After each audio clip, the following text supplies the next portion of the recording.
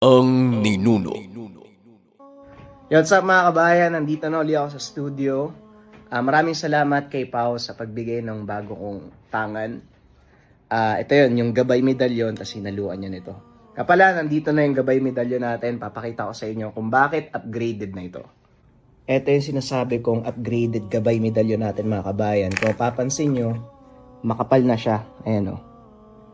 Yung loob nito, andyan pa rin yung sign, baliktaran.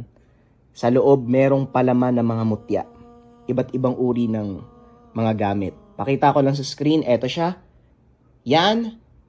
Kaso hindi ko pwedeng sabihin kung ano yung pinakapangalan yan. Pero yung mga yan, mga kabayan, nasa loob ng medalyon. Meron na tong mutya at siguradong mas mabisa na ito. Sa lahat ng interesado, mag-message lang or mag-comment, may sasagot sa inyo. Maraming salamat. Ang kwentong ito ay hango sa totoong buhay. Mula ito sa isa nating kabayan na itago na lang natin sa pangalang Ingo. Taong 1993, probinsya ng Antique. May mga kaganapan sa mundong ito na sadyang hindi maipaliwanag. Na kahit pinakasophistikadong teknolohiya at kaalaman, kagaya na lang ng kakayahang taglay ng mga albularyo, pagpapakita ng iba't ibang elemento at mga nilalang na hindi natin akalaing nabubuhay kasama natin. Ito ang naging karanasan ni Ingo nang minsang mapadpad sa isang liblib na probinsya sa Visayas.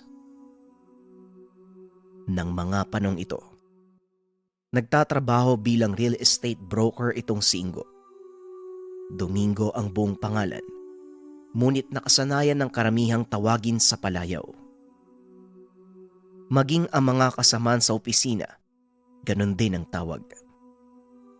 Bilang broker, kung sino-sino ang nakakausap ng binata, kadalasan mga mayayamang naghahanap ng lupang pagtatayuan ng kanilang negosyo o hindi kaya naman ang tahanan. Maging ang mga taong nagnanais na magpabenta ng kanilang ari-ariang lupa, tumatawag sa kanya o hindi kaya naman sinasadya siya sa kanilang opisina. Dito nagsimula ang hindi pangkaraniwang karanasan ni Ingo. Kaunting pagpapaliwanag sa tampok ng ating karakter. Medyo malambot kumilos. Malambot magsalita si Ingo. Mapagkakamalan mo itong binabae sa unang tingin, ngunit lalaki ang binata. Sa katunayan, malapit na itong ikasal sa kasintahang manager ng kanilang pinagtatrabahuang opisina.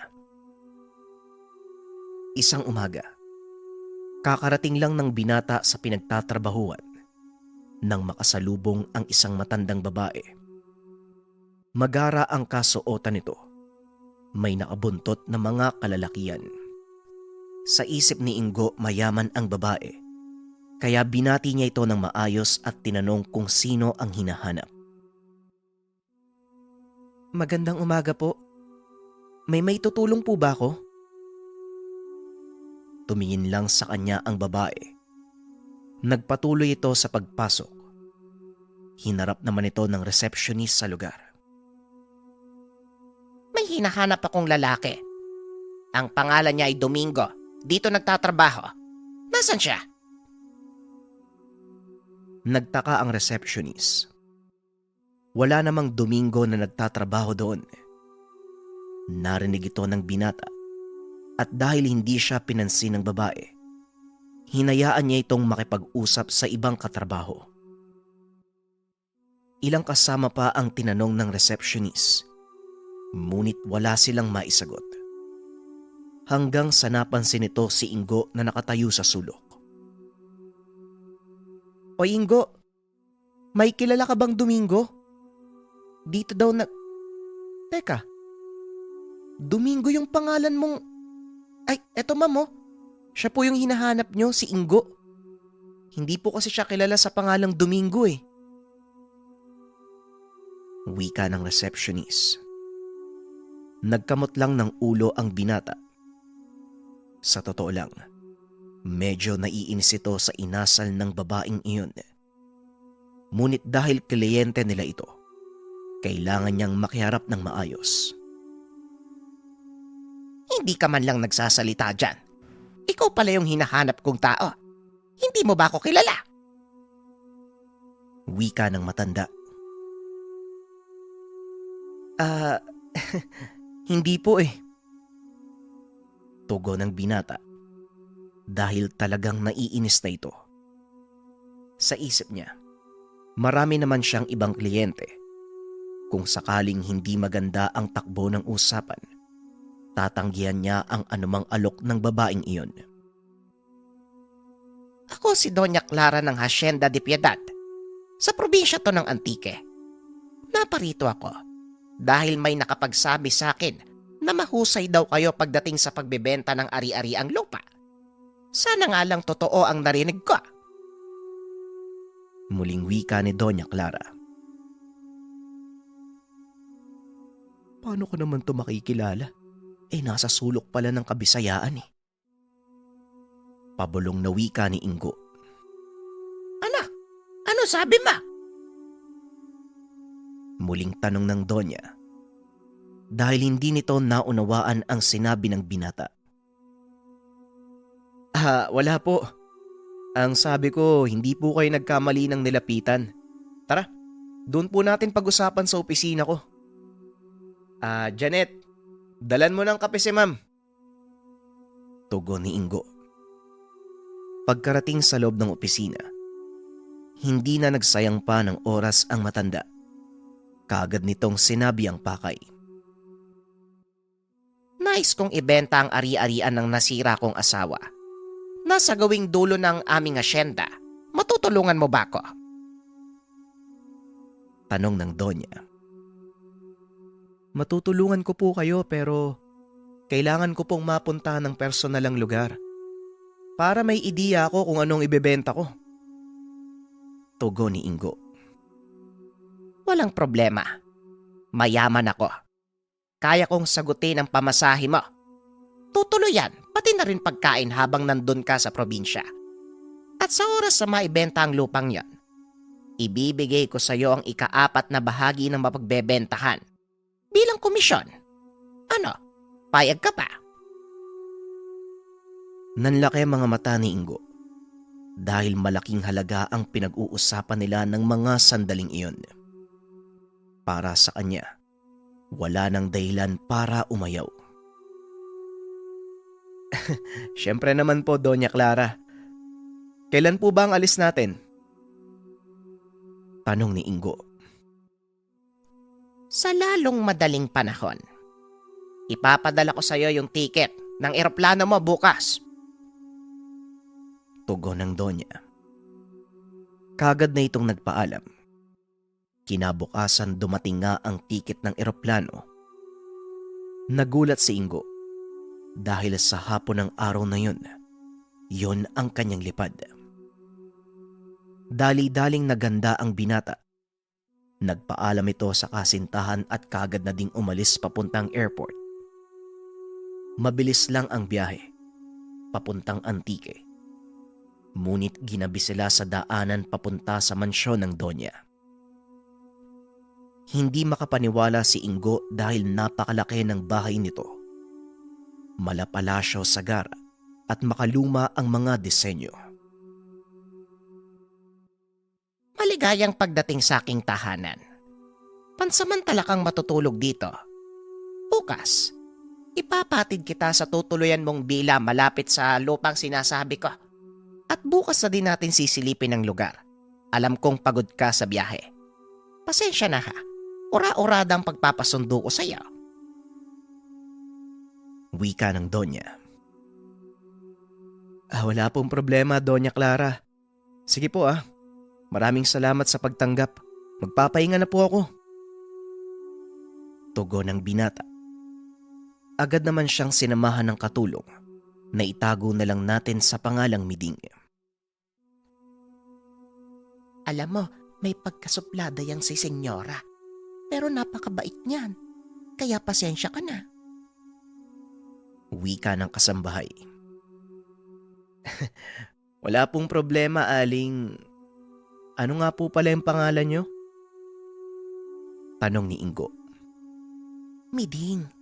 Miding na lang ang pangalan ko. O siya, sige na. Maiwan na kita.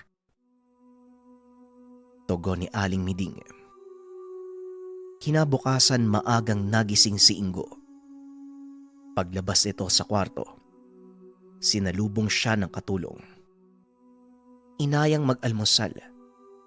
Matapos kumain ay lumabas na ng kwarto ang Donya.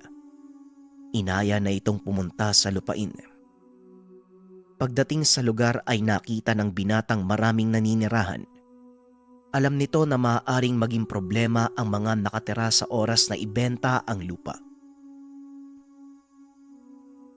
Mukhang magiging problema natin yung mga naninirahan sa lugar, Doña Clara. Ano po bang balak niyo sa kanila? Tanong ni Ingo. Nakausap ko na yung mga taong yan eh. Pumayag na silang ilipat sa isang lugar. Mga trabahador ko din ang nakatira doon.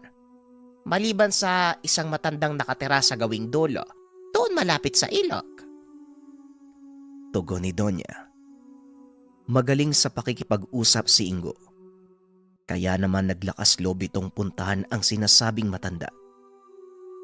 Pagkarating doon, nakita niya ang napakaraming taong nakapila sa labas.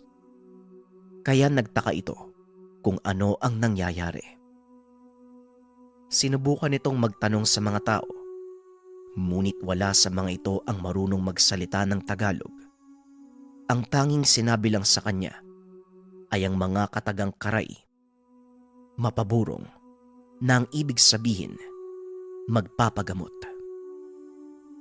At dahil walang mapagtanungan ng binata, nagpa siya itong mag-antay na humupa ang tao. Inabot ng hapon, bago siya magkaroon ng pagkakataong makausap ang matanda. Magandang hapon po, Manong. Maaari ko po ba kayo makausap? Tanong ni Ingo. Mabuti na lang, marunong itong magtagalog. Tumuloy ka at maupo sandali. Tatapusin ko lang ang pagliligpit. Pasensya ka na ha. Buong araw kang nag-antay. Siguradong gutom ka na. Ay sandali, kukuha lang ako ng makakain mo. Tugon ng matanda. Hindi na nakatanggi si Ingo. Dahil sa totoo lang hindi ito nakapagtanghalian. Ilang sandali pa bumalik ang matanda. May dalang isang pinggang kamote at tasa ng mainit na kape. Pasensya ka na. Ito lang ang maibibigay ko sa'yo. Dahil hindi pa ako nakakababa ng bayan. Tugon ni Mang Pabian. Naku, wala pong problema. Masarap nga po yung kamote sa kape. Tugon ni Ingo. Siguradong mahalaga ang pinunta mo dito. Kung hindi hindi ka din magtsatsaga sa pag-aantay sa akin. Marami kasi akong pasyente. Napatingin si Ingo sa matanda. Ano po ba kayo? Doktor? Ngumiti ang matanda.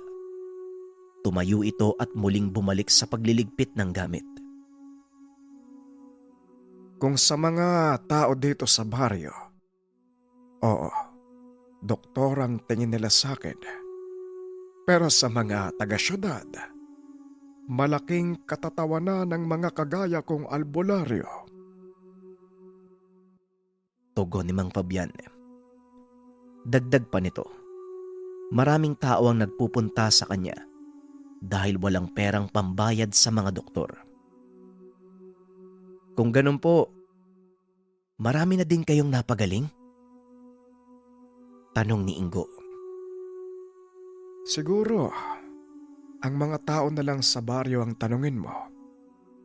Pero teka, yan lang ba ang pinunta mo dito?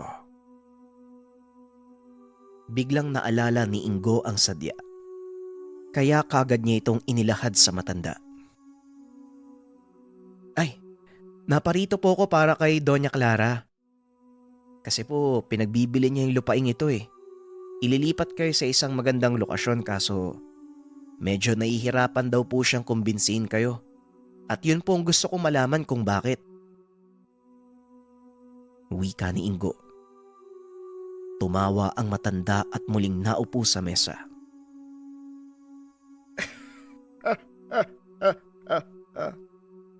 Wala namang nagbabawal sa kanya na ibenta ang lugar na ito.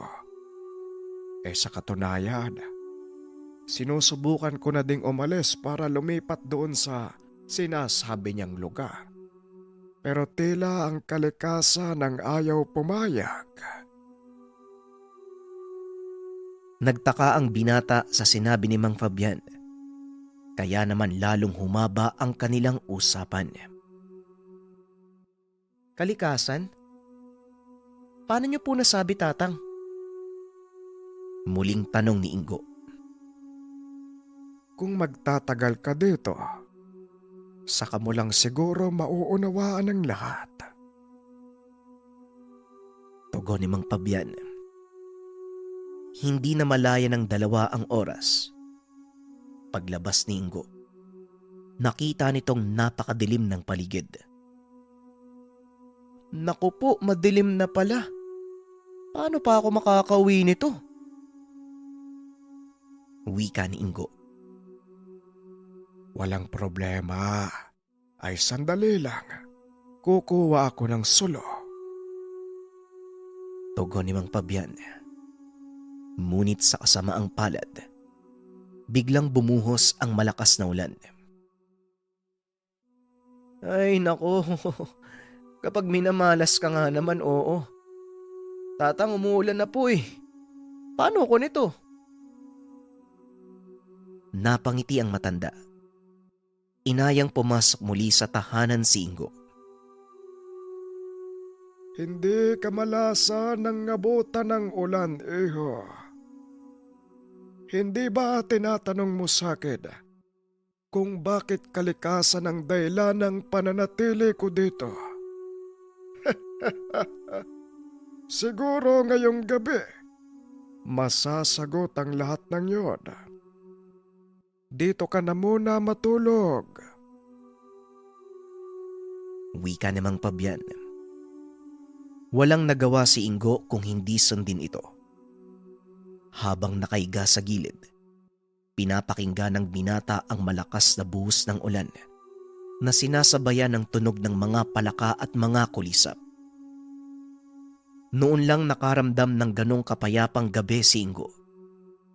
At dahil naninibago ang katawan, hindi kaagad nakatulog ang binata. Pinakikiramdaman nito ang paligid.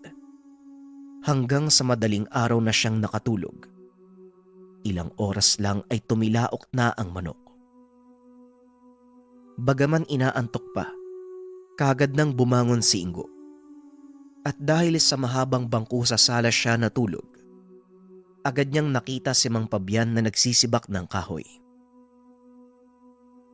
Oh, gising ka na pala. Hula ko, hindi ka nakatulog ng maayos, ano? Opo eh. Naninibago po kasi yung katawan ko pero salamat po sa pagpapatuloy sa akin ha. Walang problema. O siya, mag-almusal muna tayo bago kita iikot sa lupain. Pag-uusap ng dalawa. Matapos mag-almusal, naglakad ang dalawa papunta sa ilog. Tumambad kay Ingo ang malaking puno ng balete. Grabe! Ang laki ng punong tumanong ah. Sa tingin mo, ilang taon na po ito? Tanong ni Ingo. Hindi ko masabi pero ang alam ko, mas matanda pa yan sa akin eh. Pero hindi yan ang impinunta natin dito. Tignan mo ang mga tao sa paligid. Mahabang panahon na silang nakatira dito at ilang beses na din nilang sinubukang umalis. Pero patuloy lang din silang bumabalik sa lugar na ito. Wika ni Mang Fabian. Bakit naman po, Manong? Ano po bang meron sa lugar na to? Tanong ni Ingo habang iniikot ang kanyang tingin sa paligid. At habang nag-uusap ang dalawa, may mag-asawang lumapit sa matanda. Kalong-kalong ng mga ito ang isang sanggol na halos wala ng buhay. Humingi ng tulong ang mga ito sa matanda. Ngunit sa isip ng binata, paanong makakatulong si Mang Fabian? Dalhin niyo ang bata sa bahay. Ingo, samahan mo sila. Susunod ako. May gagawin lang ako sandali. Wika ng matanda. Sa hindi malamang kadahilanan ay sumunod ang binata. Pagdating sa tahanan, hinanda nito ang higaan ng binata. Makalipas ang ilang minuto, wala pa rin si Mang Fabian, kaya naisipan ng binata na balikan ito sa ilog.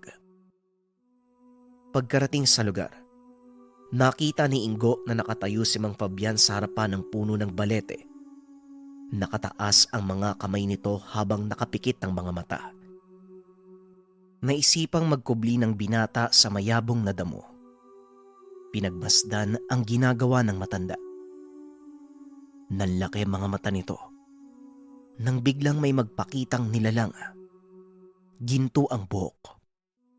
Nakasuot ng magarang damit. Niyakap ito ng matanda. Nag-uusap sila sa hindi maunawaang lengguwahe. May inabot ang nilalang kay Mang Fabio. Kagad na itong umalis. Hindi lumabas sa pinagtataguan si Ingo sa takot na makita siya ng matanda. Maya-maya ay bumalik na ang matanda sa kanyang tahanan. Marami nitong sinundan ni Ingo. Pagkarating doon, kagad dinaluhan ni Mang Fabian ang batang pasyente. Kinuha nito ang bagay na ibinigay sa kanya ng lalaking nakita sa puno ng balete. Napagtanto ni Ingo na ito ay maliit na botelya.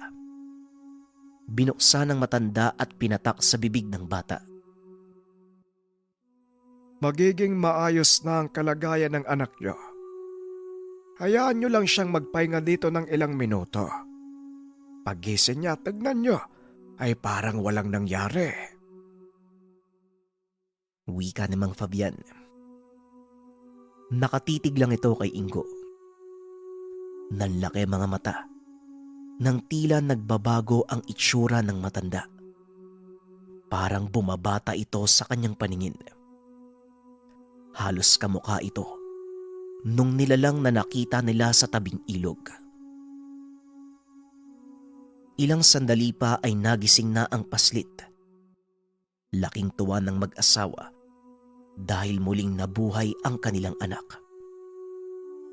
Habang naglalakad palayo, walang tigil sa pagpapasalamat ang dalawa. Kakaibang kasiyahan talaga ang naidudulot ng makatulong sa kapwa. O siguro naman, nasagot na ang katanungan mo kung bakit hindi ako makaalis sa lugar na ito. Wika ni Mang Fabian. Kinuha ng binata ang pagkakataon upang magtapat. Nakita ko po kayo eh. May kausap kayong lalaki dun sa puno ng balete. Lalaki po ba yun o hindi ko po alam, basta mukha pong nilalang. Pasensya na po kung sinundan ko kayo pabalik sa ilog. Napangiti ang matanda at naupo sa atangan ng bahay. Walang problema. Alam kong nandun ka ng mga oras na yon. At tama ka, Ingo.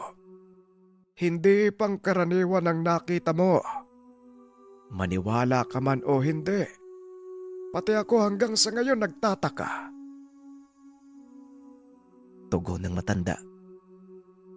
Hindi na ito naglihim pa sa binata.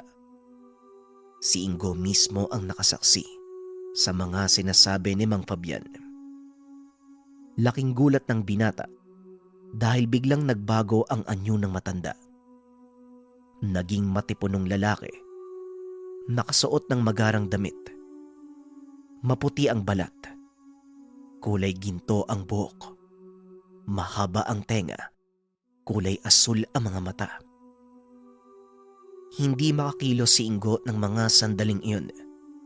Dahil sa hinagap, hindi nito inaakalang makakakita siya ng nilalang mula sa kabilang dimensyon. Ang lugar na ito ay tahanan ng aming angkan sa loob ng mahabang panahon. At kaming mga diwata, nakatali sa lugar kung saan kami isinilang. Wika ni Mang Fabian. Paano po yung mga taong nakatira dito? Kagaya niyo din po ba sila? Tanong ni Ingo. Hindi. Pangkaraniwang tao lang ang mga iyon. Wala silang alam kung ano ako. Ang nalalaman lang nila, isa kong albularyo. Tugon ni Mang Fabian. Marami pa itong ipinakita sa binata na naging dahilan para tuluyang magbago ang isip nito na tulungan si Doña Clara. Makalipas ang isang araw, muli itong bumalik sa tahanan ng Doña. Kinausap ito. Ngunit hindi inaasahan ng binata ang magiging tugon ng matanda. Alam ko nang mangyayari ito, Ingo. Hindi ko na ipipilit pang paalisin ng mga tao doon. At alam kong natuklasan mo na din ang dahilan kung bakit. Hindi ko na aalamin pa. Dahil sa totoo lang, hirap akong paniwalaan ng mga ganyang bagay. Wika ng Donya. Kahit papano, naging masaya si Ingo dahil hindi na natuloy pa ang pagpapaalis kay Mang Fabian sa lugar. Dahil sa nangyari, kakaibang swerte ang dumapo sa binata. Matapos ikasal sa kasintahan, nakatanggap ng sulat si Ingo mula kay Doña Clara. Dali-dali itong bumalik sa mansyon ng matanda. Nakita itong nakaratay sa higaan. May sakit po ba kayo, senyora? Oo, Ingo. At sa palagay ko, hindi na ako magtatagal. Naku, wag niyo naman pong sabihin yan. Sandali lang po, ipapatawag ko po si Mang Fabian. Kaya niya po kayong pagalingin. Akmang tatayo na sana ang binata. Ngunit pinigilan ito ng matanda. Hindi na, Ingo. Pinapunta kita para sa mas mahalagang bagay. Basahin mo ang laman ng dokumentong yan. Alam kong walang ibang karapat dapat na magmay-ari nito kung hindi ikaw. Marahang binasa ng binata ang dokumento. Nanlaki mga mata dahil nakita ng binata ang pangalan bilang solong tagapagmana ng buong ari-arian ng matanda. Sandali lang po ah. Mukhang nagkakamali po kayo, senyora. Paano po ako magiging tagapagmana? Ilang buwan pa lang tayo nagkakilala eh. Napangiti ang matanda. Ipinaliwanag ang dahilan. Alam mo, Ingo, wala akong anak. Wala ring kamag-anak. Lahat sila ay nasa ibang bansa na at may sariling buhay at ari-arian. Hindi rin ako nagkaroon ng pagkakataong makapag-asawa dahil masyado kong ginugol ang panahon sa pagpapahalago ng asyenda. Wika ng Donya. Dagdag pa nito. Hindi lang si Ingo ang ahenteng pinakiusapan niyang ibenta ang ari-arian. Ito lang ang ginamit niyang paraan upang malaman ang taong mangangalaga nito. Ngunit ang mga nauna sa binata, bigong mapagtanto ang gustong mangyari ng matanda. Matapos mailipat sa pangalan ni Ingo ang ari-arian, kagad nang namaalam ang butihing Donya. Ginawa naman ni Ingo ang lahat upang pagandahin ang lugar at bigyan ng maayos na hanap buhay ang mga nakatira.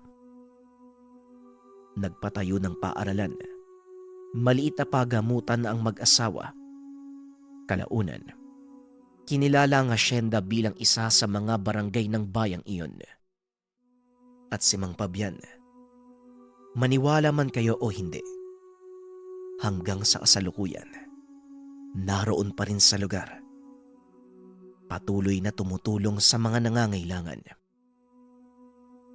Sadyang ang hindi natin maipapaliwanag ang takbo ng buhay ng isang tao. Walang makakapagsabi kung kailan ito tuluyang magbabago. At sa karanasan ni Ingo, hindi niya akalain na makikilala niya ang isang albularyo na diwata. Ang kwentong ito ay hango sa totoong buhay. Mula ito sa isa nating kabayan na itago na lang natin sa pangalang Erning. Taong 1973, Palawan. Panahon ng tag-ulan nang dumating sa probinsya ng Palawan si Erning, isang binatang nagmula sa timog ng Katagalugan. Napunta ito sa Palawan dahil lamang sa aksidente sa kalsada. Nasagasaan ng sasakyan na minamaneho ng kaibigan ni Erning ang anak ng kilalang tao sa kanilang lugar. Patay ang babaeng anak nito na pinuno ng sindikato. Kaya naman hindi ito napalampas ng ama. 2 sa 4 na sakay ng kotse ang napapatay nito. Si Erning at Tope na lang ang natitirang buhay sa kanila. At upang maagapan, ipinadala ng mga magulang si Erning sa probinsya ng ina. Samantalang si Tope naman, minarapat ng mga magulang na pasamahin sa kababata. Pasensya ka na, Iho. Pero para din ito sa ikabubuti mo. Ayaw namin paglamayan ang panganay namin dahil sa kasalanang hindi mo naman ginawa. Magtiis ka muna doon sa probinsya at magpalamig. Papasan patuho pa din ang gulo. Wika ng ama. Madaling araw parang naroon na si Tope sa tahanan ni Erning. Hinatid ito ng mga magulang. Nang makaalis na ang ama't ina ni Tope. Erning, pwede bang lumabas muna tayo, maaga pa naman eh. Nakita ko sa kanto naroon pa yung mambabalot. Bili muna tayo, nagugutom na ako eh. Hindi na ako nakakain sa bahay sa pagmamadali nila nanay. Halika na, ililibre kita. Wika ni Tope. Alam mo namang ayoko ng mga ganyang pagkain eh. Pero sige, sasamahan kita. Ilibre mo na lang ako ng chicharon. Para naman may pakinabang ka. Tugon ni Erning. Nang nasa tindahan na ng mambabalot, nalingat lang sandali ang tendero. Ibinulsa ni Tope ang tingi-tinging asin. Medyo may problema si Tope sa kakulitan ng kamay. Hindi mapigil ang pagdampot ng kung ano-ano. Hoy, ano yung ginagawa mo? Pati ba naman si Manong tataluhin mo? Saway ni Erning. Kaso nga lang tinawag na sila ng magulang at sinabing naroon na ang sasakyan nila papuntang terminal. Halika na, Erning. Alis na daw tayo. Wika ni Tope. Kagad nang pumunta ng sasakyan. Magtatanghali na nang marating nila ang probinsya. Ang problema, bigla silang nawala at hindi na alam kung saan papunta. Hindi mahilig makinig si Erning sa mga utos at bilin, kaya naman sa ibang baryo sila napadpad. Nasa na ba tayo, Erning? Akala ko ba alam mo yung papunta sa lugar ng nanay mo? Eh sabi nila, wala pang 1 oras ang biyahe papunta doon ah. Magdadalawang oras na tayo nandito. Wika ni Tope. Pero maging si Erning, hindi rin alam kung nasaan sila. Ang natatandaan lang niya, bigla na lang siyang nakatulog sa sasakyan. At nang magising, mapuno na at napakalawak ng lugar. Huwag ka nga maingay. Mas lalo kong hindi nakakapag-isip eh. Ang mabuti pa, bumaba na lang tayo sa susunod na hintuan. Magtanong na lang tayo. Ikaw kasi tutulog-tulog ka eh. Wika ni Erning. Tila sinisisi pa nito si Tope sa pagkaligaw. Pero ang hindi nila maunawaan, bakit pareho silang bigla na lang inantok nang walang dahilan habang nasa biyahe. Maya-maya pa, narating na nila ang huling hintuan. Ayon sa konduktor, 2 bayan na ang nalampasan nila. At ang masama, wala na silang masasakyang biyahe pabalik hanggang sa kinaumagahan. Yari tayo, Erning. Mukhang sa daan tayo matutulog dito Ano pa yan Unang araw pa lang natin sa probinsya. Panay kapalpakan na ang sinapit natin. Paano na yan ngayon? Wika ni Tope. Makikita ang pag-aalala sa mukha nito. Hindi siya sanay sa probinsya at ito ang unang beses na malayo sa pamilya. Makalipas lang ang ilang sandali, lumapit sa kanila ang isang matandang babae. Tila pareho nila itong pasahero sa bus na sinakyan. Magandang hapon, mga iho. Pasensya na't hindi ko na iwasang marinig ang mga usapan niyo. Lumampas kayo sa bababaan niya. Ay naku, mahirap ang ganyan. Bukas ng alas 5 pa ang susunod na biyahe. Delikado kung dito kayo magpapagabi. Mamaya lang wala ng tao dito. Kung gusto niyo, sumama muna kayo sa akin. Andyan lang naman ang bahay ko sa unahan. Maaari kayo magpalipas ng gabi doon kung gusto niyo. Kesa naman dito kayo magpaumaga. Baka madaanan kayo ng mga tulisan at saktan pa kayo. Wika ni Manang Deborah. Hindi naman nagdalawang isip ang magkaibigan. Nang marinig nila ang tungkol sa mga tulisan, muli nilang naalala ang mga taong tumutugi sa kanila para mapatay. Nako, Manang, hindi na po kami tatanggi sa alok niyo kahit magbayad na lang po kami. Mayaman naman po yung mga magulang namin, ang mahalaga po, may matulugan kami ngayong gabi. Sana po may pagkain din po sa inyo, kanina pa po kami hindi kumakain Tugon ni Tope. Siniko naman ni Erning ang kaibigan. Pasensya na po kayo, Manang Deborah, sa kaibigan ko Kulang lang po yan sa tornilyo yung utak yan Kahit po matutulugan lang sa gabi, ayos na po sa amin. Ayaw din po naming maging abala sa inyo. Wika ni Erning. Wala yun, iho. Ano ka ba? Halik kayo at ipagluluto ko kayo ng dinuguan. Bilisan nyo at malamig na ang gabi. Tugon ni Manang Deborah. Nang marinig ito ni Tope, mas lalo siyang nagutom dahil noon pa man, paborito niya ang dinuguan. Matapos ang usapan, kaagad naman silang naglakad papunta sa tahanan ng matanda. Nagkusa din sila Tope na bitbitin ng lalagyang dala ni Manang Deborah na halatang may kabigatan. Naglakad sila papasok sa daanang hindi sementado. Sa loob ng mapunong parte ng lugar, nakita nila Tope ang nagtataasang mga kawayan. Sa unahan naman, merong mga puno ng saging na sobrang taba at taas. Namangha sila Erning at Tope sa nasasaksiyan. Grabe, ganito pala kaganda sa probinsya. Nakakabighani naman po dito, Manang Deborah. Malayo pa po ba yung bahay niyo? Medyo nagugutom na po talaga ako Wika ni Tope, na tila hindi man lang nahihiya sa matanda.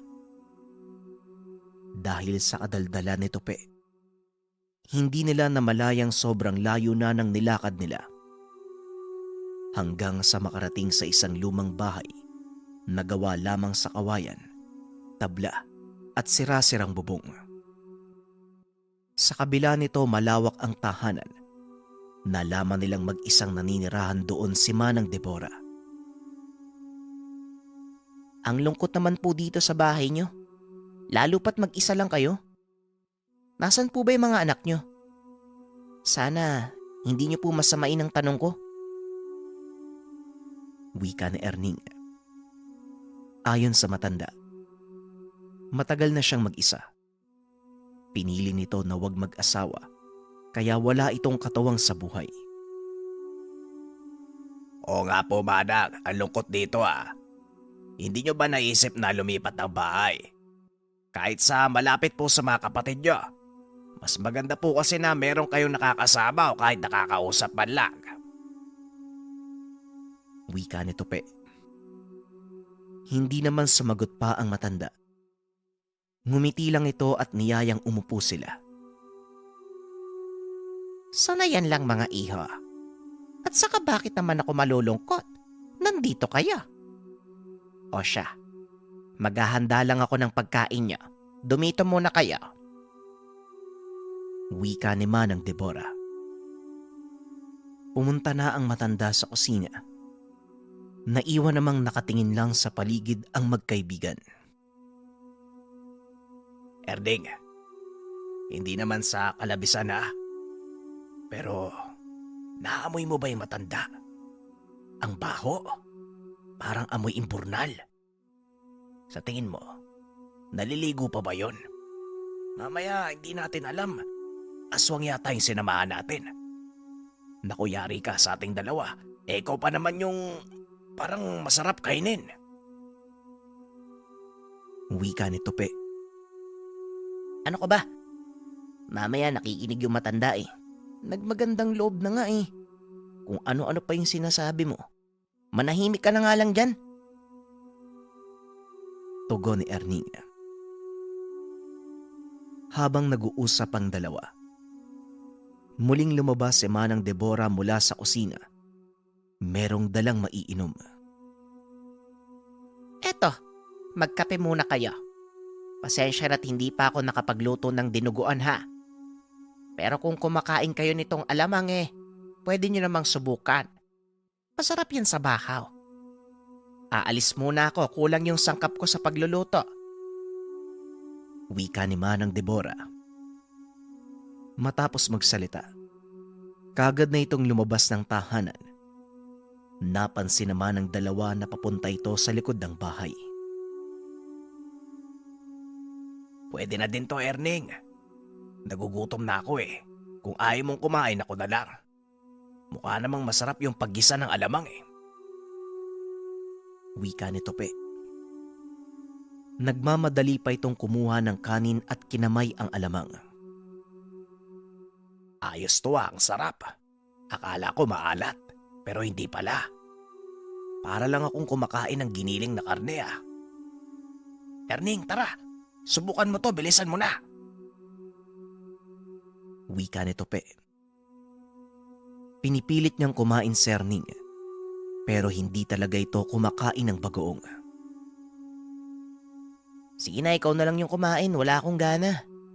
At saka, alam mo namang hindi ako nakain ng ganyan. Magkakape na lang muna ako. Huwag mong ubusan ng kanin yung matanda ah. Maiya ka naman. Tugon ni Erning. Halos maubos na ni Tope ang bahaw, pero wala pa rin ang matanda. Kaya naman naisipan ni Erning na manguha ng manggang nakita sa bakuran. Lumulundoy na ang mga sanga sa dami ng bunga na tila hindi man lang kinukuha ni Manang Deborah. Teka Tope, diyan ka lang ah. Kukuha lang ako ng mangga. Mukhang mas masarap to sa asin eh. Teka, andyan pa ba sa'yo yung asin kaninang madaling araw? Yung tinago mo, yung ninakaw mo sa nagtitinda ng balot? Wika ni Erning. Oo naman sa akin pa kaso pagtiyagaan mo na lang ah. Medyo natunaw ata sa init ang biyahe. Tugon ni Tope. Inabot nito ang ilang maliliit na supot ng asin. Bagyang nagtutubig na dahil sa pagkakalagay sa bulsa. Kaya naman sa pandidiri, muli na lang itong ibinalik ni Erning sa kaibigan. Kinuha niya ang paboritong balisong para mabalatan ng mangga. Nangangasim na si Erming at naglalaway. Kaya naman kahit walang asin, Kagad niya itong kinain habang nakaupo sa sala. Habang si Tupe naman, umikot muna sa tahanan hanggang sa makakita ng itim na kabibe. Kasinlaki lang ito ng kamao ng sanggol. At dahil sa kintab, naisipan na naman itong damputin ni Tupe at kaagad na binulsa. Ayos to ah. Maganda tong ilagay sa kwarto pag uwi. Wika ni Tupe. Tumingin pa ito sa paligid kung may nakakita sa kanya. Maya-maya pa, matapos makakain muling inantok ang dalawa. Parehong pakiramdam habang nakasakay sila sa bus kanina. Tupe, masama to. Inaantok na naman ako ah. Ang mabuti pa umalis na tayo dito. Mukhang maling sumama tayo sa matandang yun eh. Wika ni Erning ngunit huli na ang lahat. Pareho silang nahihilo at papikit na. Bago tuluyang makatulog, muli nilang nakita si Manang Deborah. Naroon lang ito sa likuran ng tahanan. Nag-aantay na makatulog sila. Nakita pa itong nakangiti bago sila nawalan ng malay. Lumalim na ang gabi. Doon lang nagkamalay si Erning at Tupe. Kaso naroon na sila sa kusina. Nakikita nila ang matandang nakatitig sa kanila. Marahang sinipa ni Erning si Tupe. Ininguso ang matanda. Mabuti na't gising na kayo. Mas masarap paglaruan ng biktima kapag gumagalaw at nagmamakaawa. Wika ni Manang Deborah. Hanggang sa nakita ni Erning ang iba't ibang parte ng tao doon sa kusina. Kumusta yung kinain yung bagoong? Hindi ba kayo nagtataka kung bakit iba yung lasa? Hindi normal ang kinain nyo. Wika ni Manang Deborah. Manang, maawa ka sa amin. Huwag niyo po kaming sasaktan. Kung kailangan niyo po ng pera, bibigyan po namin kayo. Paalisin niyo lang po kami dito. Wika ni Erning.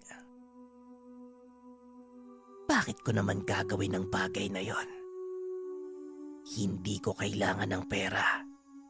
Kayo mismo ang gusto ko. Wika ni Manang Deborah. Nagpatuloy sa paghahasa ng kutsilyo ang matanda. Habang si Erning naman, buong sikap na inabot ang balisong sa tagliran. Nang tuluyan itong makalas, nag-antay siya ng pagkakataon kung kailan lalapit ang matanda sa kanila. Kaso nga lang sa muling pagkakita sa mukha ng matanda, iba na ang itsura nito. Punong-puno ng ugat, buhaghagang buhok. Nanlilisik ang mga mata habang nakatitig sa kanila. Paglapit nito, nasuka si Erning nang makitang dinidilaan ang mukha ni Tupe. Kinuha nito ang pagkakataon. Buong puwersa niyang nilaslas ang dila ng matanda. Sabay baon ng kutsilyo sa kaliwang mata nito. Balak pa sana ni Erning na gilitan ito ng leeg. Subalit malakas ang puwersa ng matanda. Buong puwersa silang tinulak hanggang sa tumakbo papaalis sa lugar. Dito na nagkaroon ng pagkakataon si Erning at Tupe upang makatayo at kunin ang iba pang kagamitan sa lamesa. Halika na, Tupe. Umalis na tayo dito bago pa bumalik yung aswang. Wika ni Erning. Saan naman tayo pupunta? Bakit hindi na lang natin patayin yung matanda? Patayin natin bago pa tayo yung mapatay. Hahabulin lang tayo niyan kapag tumakas tayo. Wika ni Tupe. Tama naman ang sinabi nito. Kung sakaling makalabas man sila, wala naman silang pagtataguan sa lawak ng kakahuyan. Isa pa, dalawa sila at nag-iisa lang ang aswang. Pero nang punta nila si Manang Deborah, hindi nila ito mahagilap. Ang naririnig ng nila ay ang mga pag-angil nito.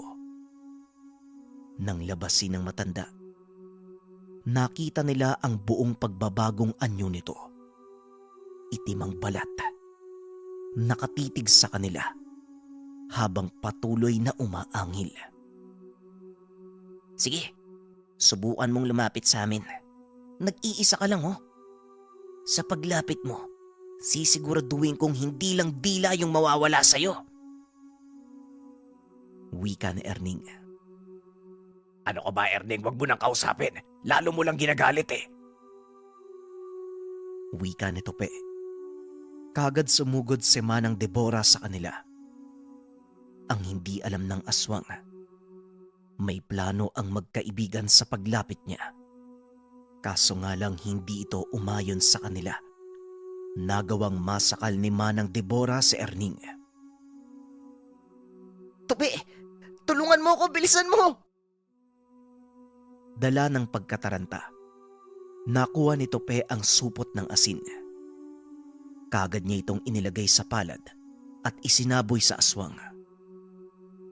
Pero imbis na tumakbo ang aswang, hinabol ng matanda si Tope na tila may nais kunin sa kanya.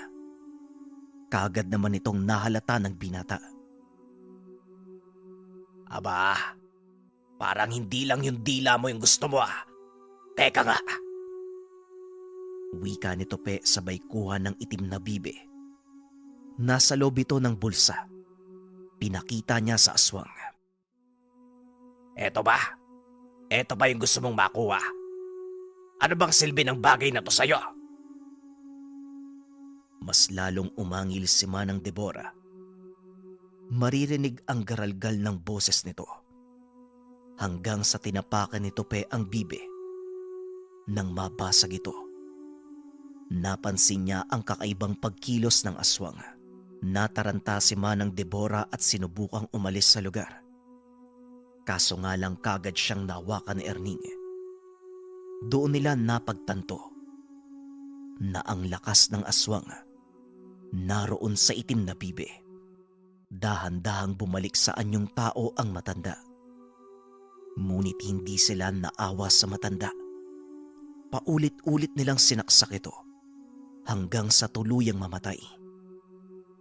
Matapos ng lahat ng kaganapan, sinunog nila ang tahanan kasama ang aswang. Nagawa nilang makalabas ng gubat. Taliwas sa sabi ng matanda na walang tao sa sakayan ng bus sa madaling araw. Marami pang tao doon at meron pang nagtitinda. Mabuti na lang, sa tulong ng balisong ni Erning at sa ninakaw na asin ni Tope, nakaligtas sila sa kamatayan. Hindi nagtagal narating nila ang destinasyon. Makalipas ang 2 buwan, sinundo sila ng mga magulang. Ayon dito, namatay sa isang engkwentro ang pinuno ng sindikato. Ang ibig sabihin lang, wala nang tumutugi sa kanila. Pangalawang buhay ang ibinigay sa inyo. Huwag nyo nang sayangin. At sana naman, bawas-bawasan nyo ang kapilyuan nyo. Wika ng ama. Pero para sa dalawa, hindi na ito kailangan pang sabihin. Labis na ang kanilang pagsisisi. Kailanman, ayaw nang bumalik sa liblib na probinsya. Paulit-ulit na bumabalik sa kanilang isipan ang itsura ng matandang aswang na si Aling Deborah.